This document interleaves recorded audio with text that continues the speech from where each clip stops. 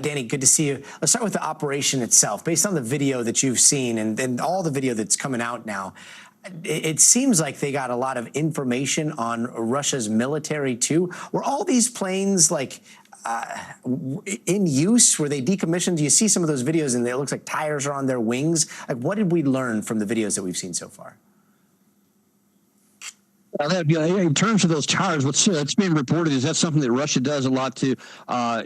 They say it has some kind of reflective ability that makes it a little bit more difficulty to see with satellites from space. I'm not really clear how that works out there, but apparently this is a common thing that the Russians do.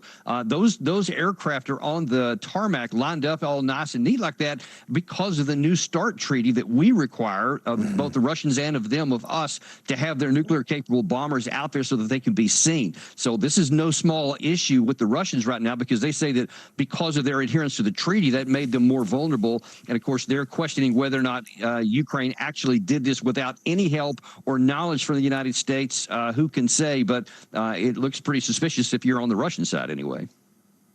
Wait, sorry, does that mean that like we have our bombers out on full display like that too here in the U.S.?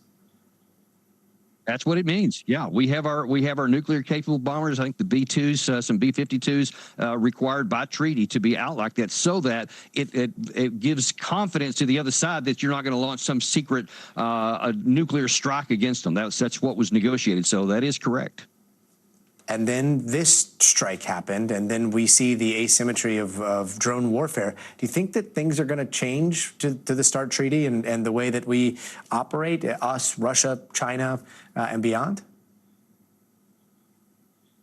Well, this New START treaty expires in this coming February, and that was already an issue that both the United States and Russia had been talking about, that, hey, we need to move beyond this war here right now because there are bigger issues longer term at stake, and we need to get that thing renegotiated, because if you don't have any treaty at all, obviously, many other things become possible. Now you don't have to have them parked out there in the open, et cetera, and that lowers trust, and it also raises the possibility and the concerns on the other side. So that's an unintended consequence of this. That makes it seemingly less likely that we're going to get a negotiated settlement, because it's all based on trust. And if one side doesn't trust the other because of something like this, that makes it more difficult to get a negotiated settlement that would benefit us.